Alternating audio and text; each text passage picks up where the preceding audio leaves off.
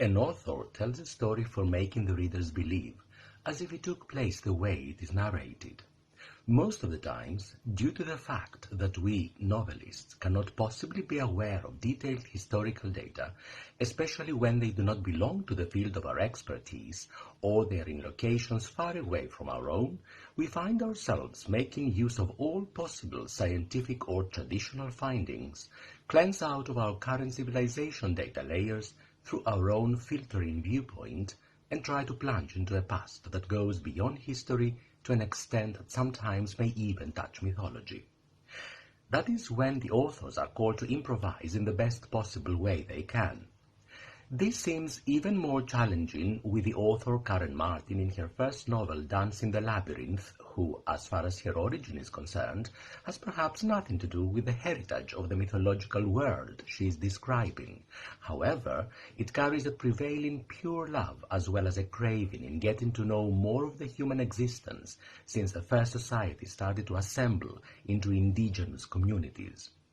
The recreation, or at least an aspect of a recreation of life in Crete some thousands of years ago, with vivid, eloquent, magical realism descriptions, with referential hints to Greek history and mythology, triggers the mind, making the reader want to sail away into a literary journey that urges to seek for our roots, not only as the first European societies, but mainly as human beings with emotions. Having said this, the reader immediately notices the strong parameter when reading the book, which is womanhood. Although Cressida, the leading character, seems to have violent background, the author chooses to give us just glimpses of her traumatic teens, as there are no prolonged scenes on it, however, with a methodical connection to a past that she reveals through a constructed parallel time opening. A fragile soul, Cressida, finds the strength that a person needs to emerge within herself and takes a lead of her own path through a long journey from northwestern European locations to the southeastern geographical ones. Power of women, or perhaps power to women, as a contemporary sociologist or anthropologist might say, opens up as the core as well as one of the main directives of the novel. Since the book gives magnificent flashbacks from current reality to the supposedly daily life of the long-forgotten antique Cretan civilization, this novel is filled with the essence of women not only in the present part of the story, but in the antique one as well. It goes deeper than modern feminism or any kind of antagonism between male and female to the very existence of what is represented as the embodiment of emotions through female nature. And that is where Karen Martin sets and entangles literally the basic strategic psychology fields of humanity between men and women.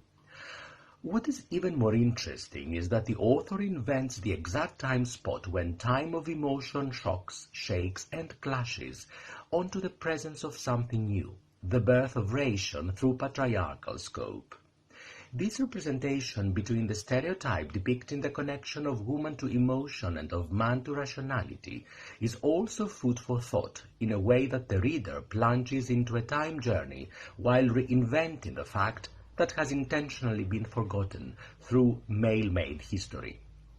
When meticulously approaching to every possible detail the first novel of an author whose origin has very little to do with the story they are dealing with, and this origin is actually my heritage, I can only feel pride and joy. However, the translator must not be overwhelmed by it, as their work is to stay as close as that can be possible to the original text and the meaning it has to convey. This message can be amply cherished in the book of Karen Martin's Dancing the Labyrinth. I hope the readers enjoy this piece of literary work that I had the pleasure to translate. Karen, all the best to your book.